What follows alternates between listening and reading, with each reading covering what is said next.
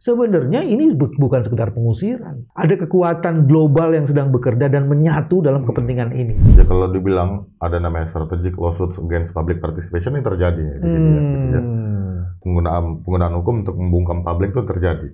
Ternyata yang Pak Mahfud bilang sudah ada deal, sudah ada permusyawaratan, Pak Mahfud ini ternyata belum. Karena faktanya sosialisasi yang berujung kepada mendorong masyarakat untuk menyetujui. Jadi ini tolong diperiksa nih. Geger yang terjadi di sana itu bukan sekedar penggunaan kekuatan untuk merelokasi orang, tapi ada kepentingan yang lebih besar yang bekerja di situ. Ada politik ekonomi regional yang bekerja. Tapi kayak yang saya dengar kan gini Bang, di situ kan sebenarnya ini yang mendapatkan kenikmatan atas pembangunan itu bukan hanya Indonesia, jangan-jangan itu bukan untuk Indonesia juga. Ada kepentingan Singapura yang bekerja di situ. Bagaimana bisa menjelaskan ini? Jangan sampai Indonesia mendapatkan sampahnya aja, sampah investasi. Jadi negara nggak perlu repot tuh ya. Mending uang yang direncanakan untuk relokasi ini, itu diberikan insentif untuk pengembangan ekonomi masyarakat yang ada di 16 kampung tua. Gitu. Masalahnya negara ini tidak mau mencampurkan. Ini dianggap adalah daerah kumuh, kan gitu kan? Dianggap masyarakat kita yang begini adalah masyarakat miskin yang tidak boleh dicampurkan dengan masyarakat yang elit. Faktor satu, ini bukan hanya terjadi kejahatan hak asasi manusia ya. Ada kekerasan dalam merelokasi, tapi kemudian ada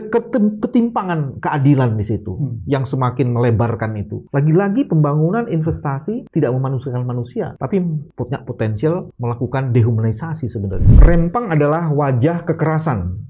Rempang adalah wajah yang menyebabkan ketimpangan sosial semakin menganga dan ketidakadilan semakin terbuka. Kita kok tidak pernah belajar dengan kecerdasan kita.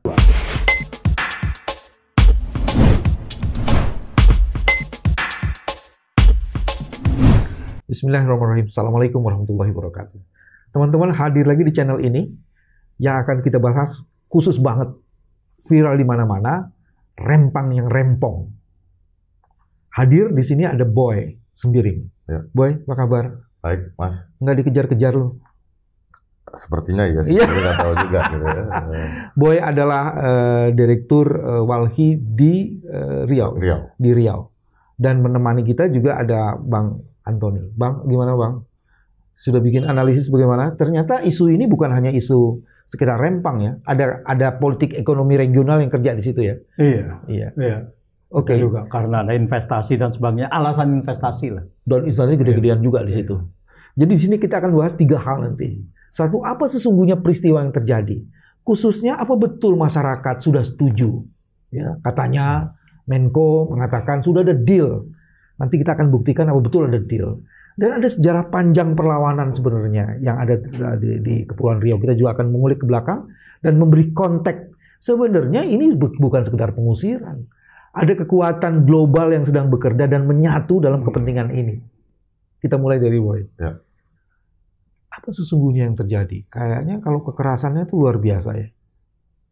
Nah, sesungguhnya yang terjadi itu kita mulai dari tanggal 6 aja ya, Mas. Tanggal 6, oke. Ada seolah-olah didesain gitu ya, ada sosialisasi gitu ya, ada sosialisasi, lalu sosialisasi itu melahirkan kesepakatan gitu ya. Lalu Mahfud mengutipnya 80% warga sebenarnya menerima untuk direlokasi. Nah, cuma Mahfud kita kasih waktu lah kapan-kapan, kasih tunjuk dong 80% itu siapa aja namanya gitu ya. Nah, kalau kita lihat di peristiwa tanggal 6 gitu ya, saya nggak akan sebut nama ya Mas gitu ya. Ada beberapa tokoh gitu yang mengatasnamakan masyarakat, membuat sebuah sinetron mungkin ya di dalam itu ada penolakan bla bla bla gitu ya. Akhirnya mereka menyatakan sepakat dengan program strategis nasional ekosistem rempang ini. Nah, ada juga masyarakat yang sebenarnya datang gitu ya atas undangan beberapa tokoh yang saya nggak tahu lah, mereka menganggap diri mereka tokoh gitu ya, tokoh untuk hadir di sosialisasi itu. Tapi dalam faktanya gitu ya, kalau dibilang gitu ya sosialisasi itu melahirkan kesepakatan, coba diperlihatkan berapa persen gitu ya, berapa banyak masyarakat yang setuju terhadap proyek itu. Gitu. Karena dari awal gitu ya, kalau kita bicara dari awal, saya bertemu masyarakat, mulai berinteraksi di Agustus gitu. Masyarakat menyatakan gitu ya, mereka nggak menolak program strategis nasional ini. Yang mereka tolak itu, mereka dikeluarkan dan mereka menolak untuk direlokasi 16 kampung tua Melayu ini menolak untuk direlokasi karena proyek ini. Jadi sebenarnya saya nggak tahu yang mana disebutkan itu. Atau misalnya ada sebuah video, kawan-kawan bisa lihat di Instagram kami, pasca kejadian tanggal 7, itu cara sosialisasinya kayak jualan es krim, pakai mobil besar gitu ya, pengumuman, segera mendaftar. Gitu. Apakah itu cara musyawarah atau mufakat yang disebut pemerintah yang sedang berlangsung? Coba gue mau berhenti di situ dulu. Pertama, Boy tadi mengatakan seolah-olah itu sudah ada setting. Jadi ada agenda setting.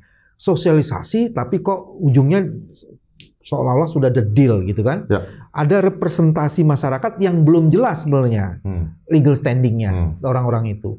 Dan dalam banyak kasus saya menduga ada nanti surat-surat yang sengaja disodorkan untuk ditandatangani. Oke. Dan pada saat itu juga ternyata ada masyarakat yang punya pendapat berbeda. Tadi sudah dibilang kan, pendapat berbeda. Ada mereka tidak ingin direlokasi. Setuju silahkan itu, tapi tidak ingin direlokasi. Nah itu terjadi demikian rupa, sedemikian cepat, dan apakah itu yang kemudian menjadi pemicu terjadinya bentrokan? Nah, kita mundur sebelum tanggal 6 berarti ya. Sebelum tanggal 6 itu sebenarnya juga kan, ya kalau dibilang ada namanya strategic lawsuits against public participation yang terjadi ya, di sini gitu ya. Penggunaan hukum untuk membungkam publik itu terjadi. Karena sejak pakai bahasa singkatnya kriminalisasi lah ya. Oh iya. Yang itu terlalu keren bahasa lu. Nah, saya agak susah menyebut kriminalisasi karena kan dia panggilan awalnya itu menggunakan panggilan klarifikasi ya Mas. Panggilan klarifikasi ke masyarakat. Tapi ketika masyarakat datang ke Polres kalau nggak salah atau Polda. Ini yang lakukan Polres. Ya. Nah, lalu disodorkan surat gitu ya. Dari BP Batam yang menyatakan masyarakat bersedia untuk pindah, tidak menyerahkan haknya gitu, tidak menuntut ganti rugi bla bla bla gitu. Ada formnya itu yang tersebar di. Ini mesti diklarifikasi yang melakukan Polres suratnya surat. Saya nggak tahu itu yang melakukan Polres, tapi ketika mereka dipanggil dengan surat itu, saya dapat cerita dari masyarakat, saya dapat. Tapi tempatnya di mana? Di Polres. Di kantor polisi. Di kantor polisi. Mau di Polres atau di Polda? Oke.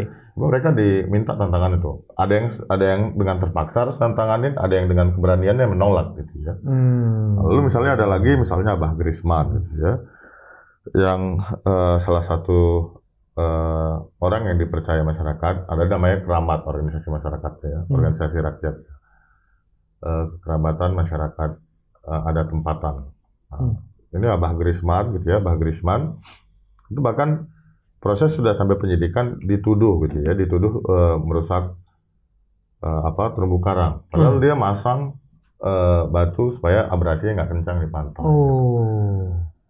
Nah, jadi misal cara-cara itu sudah dimulai di sekitar Agustus menurut kami gitu ya, panggilan-panggilan itu, upaya itu gitu. Bahkan masyarakat sudah mulai keliling di sekitar Juli kayaknya. Iya, cuman percepatannya setelah Presiden Jokowi selesai penandatanganan itu ya, kelihatannya lebih cepat itunya. Kayak proses cepat itu ketika Bahlil datang di sekitar 20 Agustus gitu ya. Bahlil datang setelah Pak Jokowi di Cina, Bos. Tapi cepat banget. Jadi tanggal 20 Agustus juga ada kejadian menarik gitu ya. Kami Walhirio sempat di labelin hoax sama Polda Kepri. Nah, jadi masih ada tuh di Instagram ya Mas gitu ya. Nah, jadi pagi-pagi saya dapat telepon dari beberapa kawan media, lalu dapat telepon dari beberapa kawan masyarakat. Jadi ada beberapa mobil polisi, bahkan kalau nggak salah ada mobil taktisnya gitu ya, dan masuk ke Kampung Melayu mau jemput Abah gitu ya. Lalu kita buat undangan, ada upaya penangkapan bla bla bla gitu. Tapi itu gagal dilakukan gitu. Kita di stempel hoax. Tapi kawan-kawan yang di lapangan menjelaskan gitu ya, atau misalnya rekaman-rekaman video yang ada memperlihatkan gitu ya, ada upaya untuk membawa Abah dari kampung. Ini saya tertarik sama Pak Bahlil tuh. Pak Bahlil mengatakan sudah terjadi deal, ada kesepakatan dan itu paten katanya kan. Itu jadi sebenarnya yang terjadi apa? Antara masyarakat. Iya. Nah, kalau mereka misalnya klaim rumah dulu ya, kan mereka klaim bakal siapin rumah gitu ya. Lalu ada fasilitas. Rumahnya itu belum ada sampai sekarang, Mas. Hah? Rumah relokasi itu. Sudah ada? Belum ada. Belum mereka ada. menyiapkan itu misalnya ada. Gila. ada rumah susun di Batam, gitu ya, atau mereka menyiapkan uang sewa sekitar 1 juta sebulan, lalu mereka menawarkan bantuan hidup langsung itu 1 juta, kalau saya tidak salah gitu ya. Kalau saya salah, tolong luruskan ya Pak Rudi gitu ya. Oke. Nah kalau itu mereka memberikan uang lamsam bantuan itu 1 juta per kepala keluarga untuk maksimal 3 orang kalau nggak salah. Oke. Nah tapi masyarakat nolak, mereka menjaga identitasnya gitu ya. Identitas 16 kampung Melayu tua di Saya akan dalemin ke situ. Cuman ada satu lagi dari informasimu itu, Boy. Ya.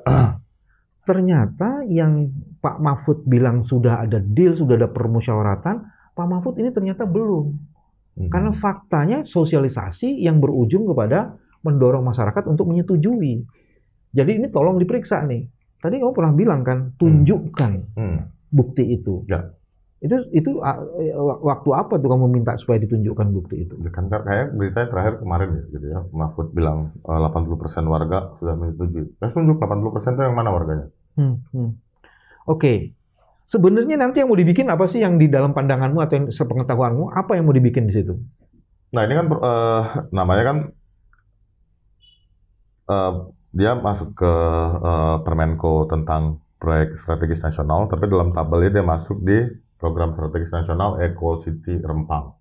Eco City Rempang. Ya, di situ kan dibangun beberapa kawasan industri, kabarnya lalu ada pariwisata, lalu ada perumahan dan lain-lain. Bacaan cepat saya belum punya waktu yang cukup untuk baca dokumennya, karena pemerintahnya lebih cepat untuk melakukan cara-cara seperti tanggal 7 Mas gitu ya.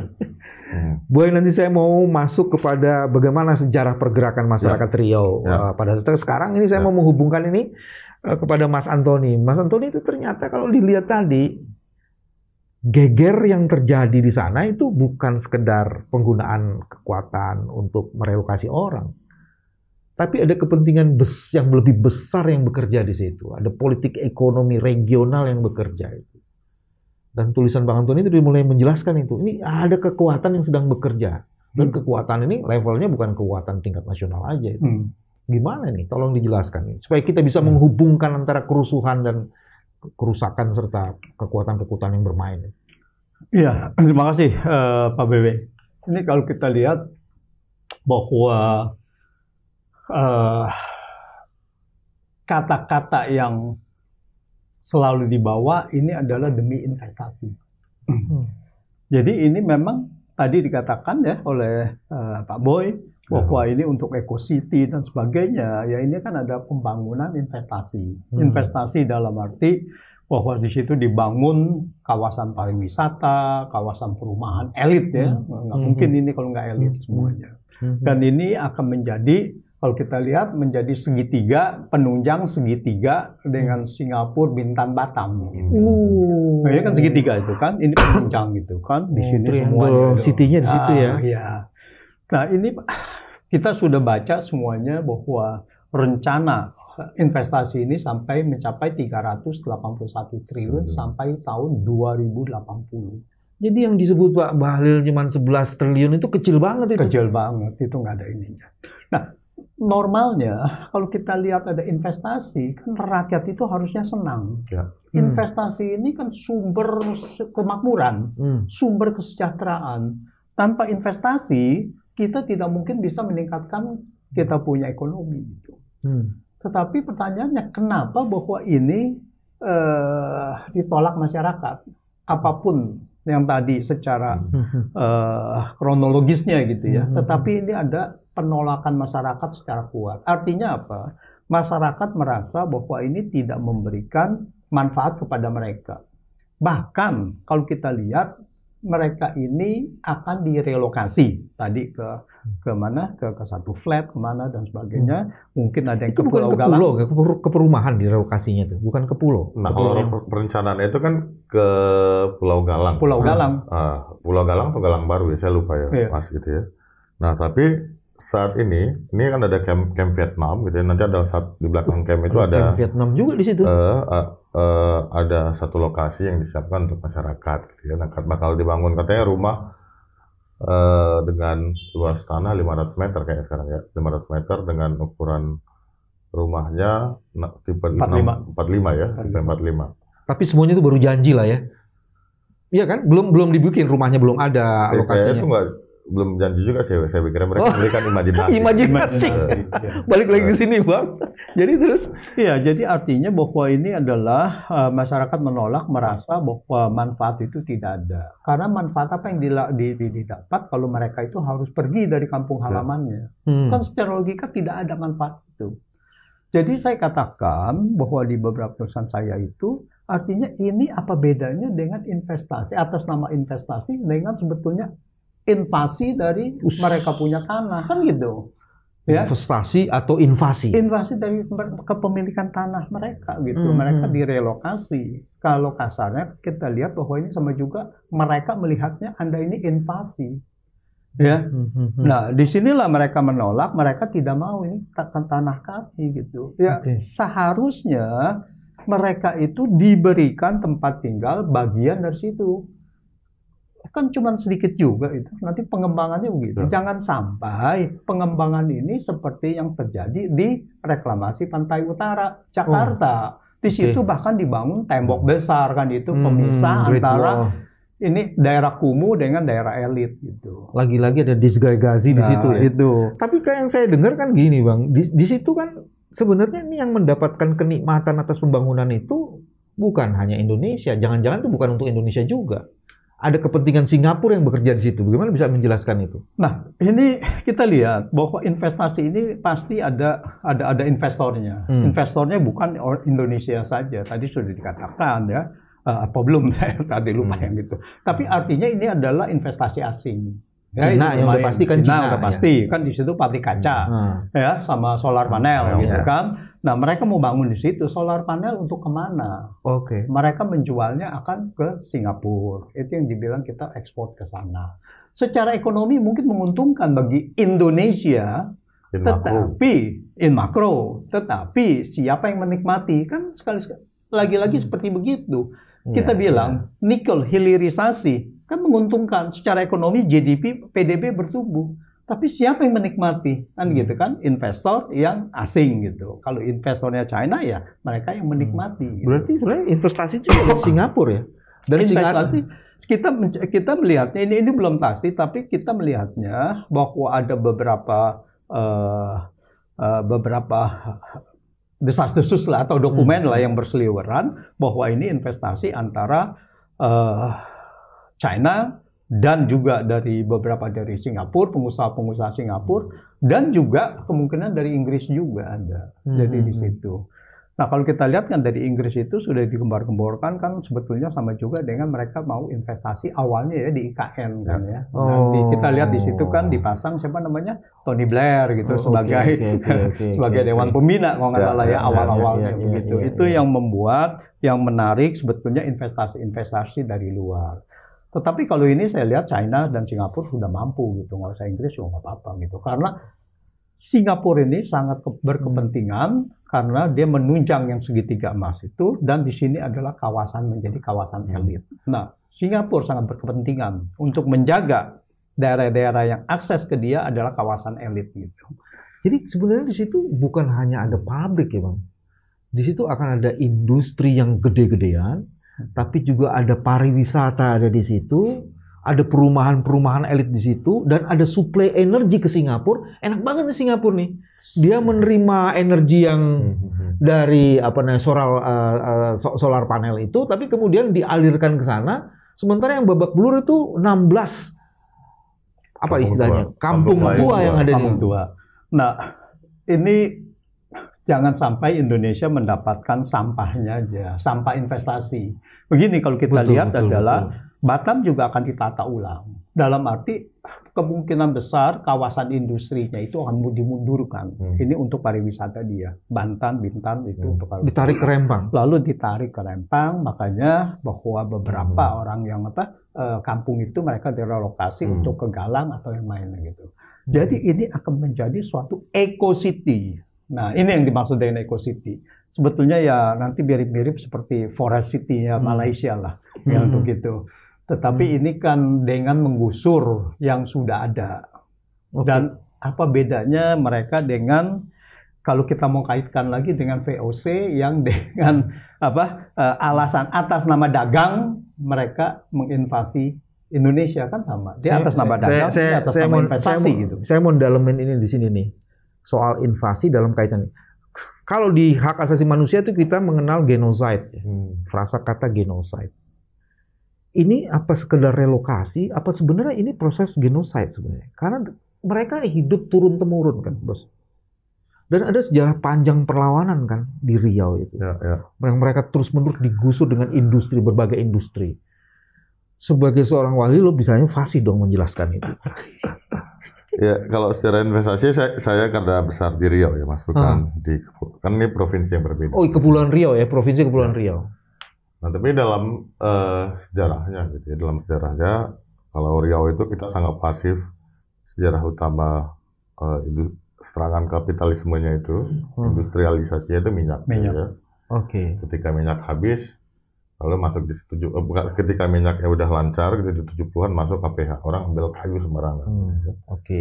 Lalu di penghujung 90-an, di awal 90-an berganti hutan tanaman industri akasia itu pulp and paper dan kelapa sawit. Ya, sekarang ya kalau kita misalnya lihat data BPS gitu ya, itu misalnya ada sekitar 700.000 atau berapa penduduk miskin Riau itu ya mayoritasnya masyarakat adat. Ya, Melayunya atau masyarakat aslinya itu cuma mayoritasnya sebagai penonton, itu pertama. Kalau di Kepri gitu ya, perlawanan utama mereka itu memang dalam sejarah. Kalau kita jujur gitu ya, Changi Airport itu konon katanya gitu ya, pembangunan itu memang pasar Indonesia. Gimana gue ulangi? Changi Airport itu dibangun dengan pasir Indonesia. Oh, ada isu pasir di situ. Baik. Lalu siapa yang dikorbankan ketika Changi dibangun? Itu nelayan lokal di pesisir-pesisir Riau dan khususnya Kepulauan Riau.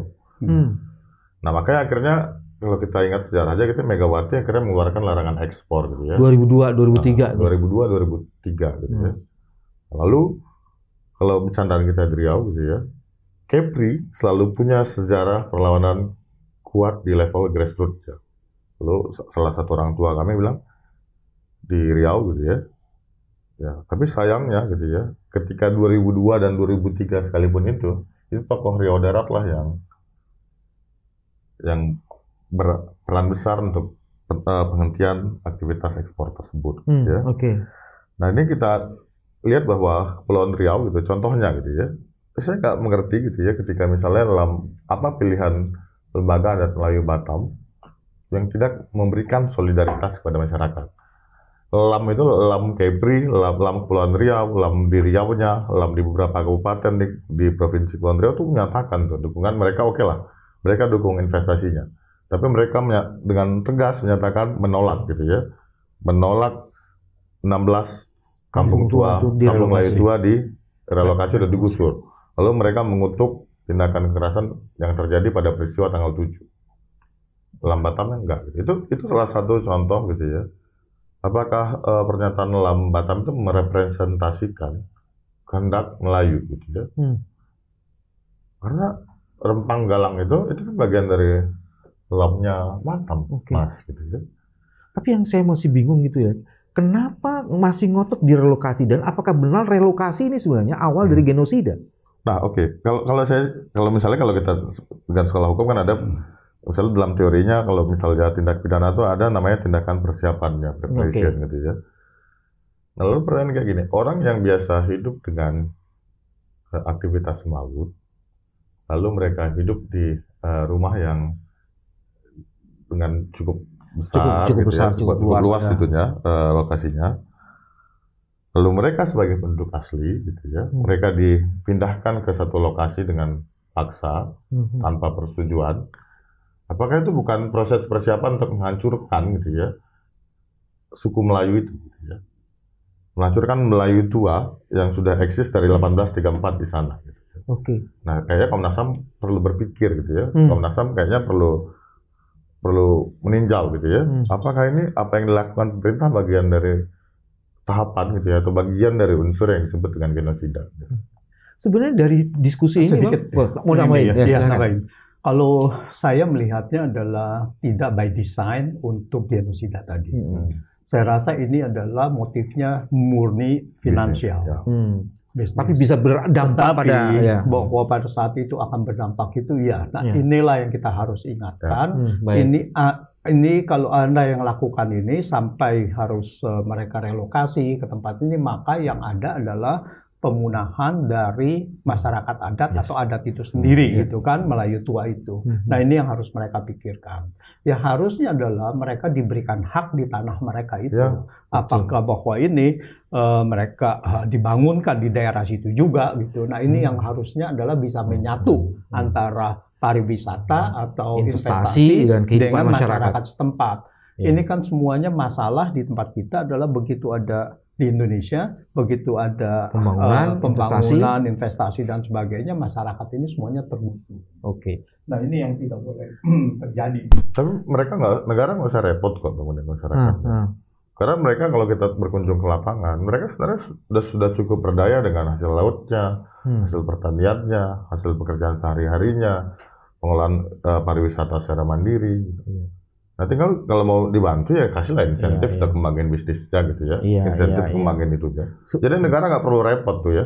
Mending uang yang direncanakan untuk relokasi ini itu diberikan insentif untuk pengembangan ekonomi masyarakat yang ada di 16 kampung tua. Gitu. Masalahnya negara ini tidak mau mencampurkan. Ini dianggap adalah daerah kumuh kan gitu kan. Dianggap masyarakat kita yang begini adalah masyarakat miskin yang tidak boleh dicampurkan dengan masyarakat yang elit yang akan ditaruh. Ada satu statement gitu ya. Saya sempat bercanda di lapangan ya Bang. Jadi saya dapat video viral. Jadi Wali Kota Batam ex officio Kepala BP Batam bilang masyarakat naikin derajatnya. Jadi rumah mereka tuh yang harga 10 palingan 15 juta gitu ya. Nah, mereka dipindahkan ke rumah yang dengan tipe 45, tanah 200 atau 500 meter. Jadi saya bercandain masyarakat kalau 10-15 juta gitu ya rumah kalian ini, saya tambah lah 10 juta lagi. Dari mana rumah bisa menemukan itu gitu ya? Ini sebenarnya selain diskusi yang tadi masih ada 3 isu lagi nih Bang. Bagian yang pertama, isu yang pertama itu kalau mau dibikin industri, polutannya industri mau dibuang kemana? Siapa yang menerima dampak? Itu satu. Terus kedua, ketika terjadi percepatan, bukan hanya Pak Bahlil datang, bukan hanya ada rencana MOU Pak Jokowi ditandatangani. Ini bukankah ini dampak dari Undang-Undang Cipta Kerja?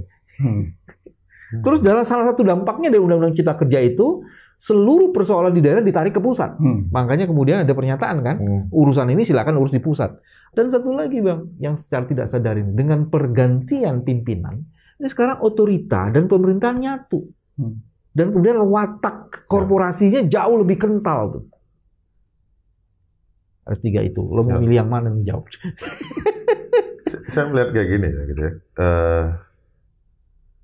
Zizek tuh bilang gitu ya, demokrasi itu akhirnya dia perselingkuhan demokrasi gitu ya, sistem politik elektoral dengan kapitalisme itu merupakan pengkhianatan rakyat gitu ya. Nah, jadi ketika penguasa gitu ya, digabungkan dengan ini kan oligarki sesungguhnya ya Mas, dengan pihak swasta disatukan dalam satu identitas, ini jadi gitu ya. Rudi gitu ya, misalnya pimpinan Batam, Rudi otoritas Batam yang sekarang jadi penjabat itu. Dia lebih sering memakai namanya sebagai kepala BP Batam dibandingkan wali kota Batam. Itu kan ya, itu kan konsekuensi ya gitu ya. Satu nggak seperti kita diskusi tadi nggak ada alat kontrol ya gitu. Seharusnya kan wali kota bisa kontrol di BP Batam, lo jangan gangguin rakyat gue dong gitu ya. Nah sekarang kan nggak, Rudi lebih berpikir investasi menjadi penting gitu ya. Bukan melindungi masyarakatnya tapi investasinya. Iya. Yang kedua gitu ya. Nah sebagai wali kota Batam bukan sebagai kepala BP Batam gitu ya. Kalau dia sebagai kepala BP Batam oke, dia tunduk dan taat pada putusan pemerintah pusat. Tapi sebagai wali kota Batam, pernah nggak Rudi berkirim surat gitu ya, mengatasnamakan 16 masyarakat kampung tua, hai Presiden kami yang terhormat, hai Menteri Koordinator Ekonomi gitu ya, Menteri Koordinator Investasi, iya, 16 kampung tua berserta masyarakat adat yang nolak investasi. Dalam pengalaman kami beradvokasi, banyak kok kepala daerah yang akhirnya berkirim surat kepada Presiden, dan akhirnya surat itu diterima. Bahkan di Riau gitu ya, ada namanya Waduk Cipang masuk PSN. Masyarakat demonya juga gede. Akhirnya Bupati Rokan Hulu ketika itu Gubernur Riau itu berkirim surat. Akhirnya proyek strategis nasional itu dikeluarkan di Perpres tahun 2020. Tapi hal itu kan tidak dilakukan oleh baik gubernur maupun wali kota Batam. Oke. Bukan gubernur dan wali kota Batam nih. Gubernurnya kan Gubernur Kepulauan Riau seharusnya punya hak gitu ya. Gubernur Kepulauan Riau sempat datang pasca bentrok dari Kamis. Saya lupa nama gubernurnya. Dia datang ke lokasi Rempang, ke Kampung Melayu, ketemu Pak Grisman gitu ya. Sampai dia juga dia bilang ya ini memang udah kebijakan yang harus kita jalankan gitu ya, dan permasalahannya nggak usah dibawa ke Jakarta, kita coba selesaikan di daerah gitu. Nah seharusnya dia ngomong, oke, saya gubernur gitu ya, kalian rakyat saya coba ke Jakarta menyampaikan ini, dan saya mengatasnamakan kalian berkirim surat kepada dia presiden. Dipilih oleh rakyat, bukan dipilih oleh kapital kan, tapi jangan ya. Terus kalau soal ininya, polutannya, limbah dari industri itu apa tuh? Nah, bukan tambah menyengsarakan juga. Makanya ini nggak ada kajian lingkungan hidup strategisnya, saya nggak tahu ya, kita nggak punya dokumennya. Tapi ketika misalnya 7.000 hektar di antara 16.000 ini dibangun pabrik kaca dan pabrik solar panel. Nah, bahan baku utamanya itu namanya pasir, Mas. Pasir karsa atau pasir silika. Lalu penghasil utamanya di mana? Sumber bahan baku utamanya? Itu di sekitar Karimun, Kepri, dan pulau-pulau kecil yang berada di sekitar Rempang dan Galang itu. Nah, ketika aktivitas, kan katanya mau jadi terbesar di dunia, bahan baku itu tentu besar. Sedotan utamanya tentu di wilayah yang terdekat, bahkan sampai ke wilayah pesisir Riau. Yang jadi korban siapa? Nelayan lokal. Nggak mungkin ikan gitu ya mampu bertahan di sedotan pasir yang begitu besar gitu. Konsekuensinya nelayan harus melaut lebih jauh gitu. Makan kos yang lebih besar. Lalu itu secara lingkungan gitu ya, tambang pasir yang begitu besar itu pasti dia merusak ekosistem ikan padang lamun gitu ya. Lalu kalau ada terumbu karangnya gitu ya, lalu itu mengakibatkan habitat ikannya rusak, konsekuensinya tangkapan berkurang. Belum lagi kalau dalam konteks perubahan iklim, itu laju abrasi meningkat, sementara air laut meningkat, pulau semakin terancam untuk tenggelam. Belum lagi proses pembakarannya gitu ya. Ya saya nggak tahu apakah pembangunan pabrik kaca ini langsung menggunakan solar panel atau apa. Kalau mereka menggunakan batu bara lagi, PLTU, gimana dampak emisinya? Iya, dia menghasilkan green tapi dari proses yang non green. Itu EcoCity, makanya kita bilang EcoCity Rempang itu sebuah tipuan. Muslihat lagi di situ. Ya. Apakah dampak itu pernah dipertimbangkan gitu ya? Makanya saya bilang saya setuju dengan Bang Antoni tadi. Mungkin dia nggak by design untuk genosida gitu ya. Tapi pemerintah harus menyadari ada proses. Ada proses yang berpotensi mengakibatkan Melayu kehilangan identitasnya, Melayu kehilangan rumahnya, Melayu kehilangan tanahnya. Bukan cuma Rempang dan Galang gitu ya, tapi orang-orang di pulau-pulau kecil yang berada di bagian utara atau selatan Rempang dan Galang. Dan pembangunan selalu menghilangkan rasa kemanusiaan, itu yang jadi penting. Ya. Dari sisi ini gimana Bang tadi? Ini undang-undang cipta kerja dan macam-macam itu. Iya, ini atas nama, sekali lagi atas nama sekarang ini PSN, Proyek Strategis Nasional, itu tidak boleh ditolak. Ini kan suatu kebijakan yang benar-benar kebijakan otoritarian. Jadi kalau mereka harus mewajibkan suatu proyek, buat aja namanya Proyek Strategis Nasional. Tetapi apa definisi strategis di situ? Contohnya adalah misalkan di Wadas, itu kan dijadikan PSN juga. Nah, itu apa strategisnya di mana gitu? Apa bendungan gitu? Kan sudah dibilang bendungan bisa tanpa memakai batu-batu dari situ gitu. Nah, terus apa di sini juga proyek strategisnya apa? Strategisnya apakah hanya cuan aja? Kan gitu kan? Nah, strategis dari Indonesia itu apa gitu? Kalau dulu kita lihat zamannya Pak Harto, kan industri strategis kan jelas kan? Ada 8 atau 9 gitu kan? Yaitu salah satu Krakatau Steel. Nah, ini adalah untuk pembangunan, memang menunjang pembangunan gitu. Tetapi apa yang EcoCity, pembangunan EcoCity menjadi proyek strategis nasional? Nah, ini bisa terjadi dengan didukung oleh Undang-Undang Cipta Kerja tadi. Undang-Undang Cipta Kerja mengatakan di situ bahwa ada proyek-proyek yang tidak bisa ditolak kalau menyandang status proyek strategis nasional gitu. Jadi itu berdampak yang langsung secara ini. Jadi apapun itu begitu udah trademarknya ada, stempelnya ada proyek strategis nasional, ya harus relokasi itu. Nah ini yang kita sayangkan. Jadi ya ternyata setelah beberapa di challenge ya, lagi ini ada di satu mana Riau atau apa, begitu ini proyek status PSN-nya kan dicabut.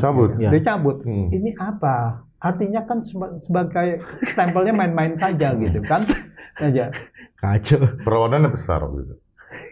Nah iya, perlawanannya besar, begitu langsung strategisnya jadi hilang kestrategisannya kan gitu.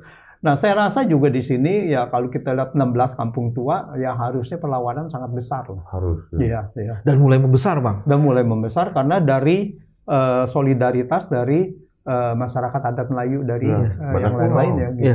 Jadi sebenarnya dari diskusi ini kita bisa menyimpulkan satu, ini bukan hanya terjadi kejahatan hak asasi manusia ya.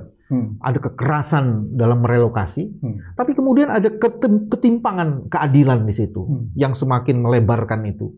Lagi-lagi pembangunan investasi tidak memanusiakan manusia, tapi punya potensial melakukan dehumanisasi sebenarnya. Saya mengkritik GDP juga, Mas. Gitu ya. GDP itu nggak cukup mengukur kesejahteraan dan kemajuan bangsa, gitu ya. Karena dia nggak ada mengukur ownership masyarakat di situ. Yang ada kan investasi, pengeluaran konsumsi, apa pemerintah. Yes. Ya. Nah itu gimana dibilang ya, kalau mereka bilang ini akan mengejut pertumbuhan ekonomi, akan melahirkan kesejahteraan. Tapi ini yang punya bukan rakyatnya. Disitulah titik keadilan bekerja kan sebenarnya. Itu kan yang kita sudah sampaikan bahwa pembangunan ekonomi dari 2014 sampai 2022 ini hanya menurunkan tingkat kemiskinan 1,39%. Jadi tidak berarti, sangat tidak berarti kan. Sementara utangnya jauh lebih dahsyat. Bilang gagal ya. Ternyata dari utangnya aja dalam 3 tahun yang terakhir itu sekitar 2.800 triliun utang. Jadi defisit 2.800 triliun. Dari 2019 ke 2022 malah kemiskinan bertambah. Padahal orang-orang kaya itu menikmati dari hasil kenaikan harga komoditas. Jadi ini saya setuju itu bahwa PDB aja tidak cukup gitu. Nggak cukup. Seperti yang tadi juga dikatakan hilirisasi nikel meningkatkan ekonomi, tapi ya untuk siapa kan gitu kan? Jadi sekali lagi Bang, kalau begitu Rempang adalah wajah kekerasan. Ya. Rempang adalah wajah yang menyebabkan ketimpangan sosial semakin menganga dan ketidakadilan semakin terbuka. Kita kok tidak pernah belajar dengan kecerdasan kita. Sampai ketemu lagi di episode selanjutnya. Assalamualaikum warahmatullahi wabarakatuh.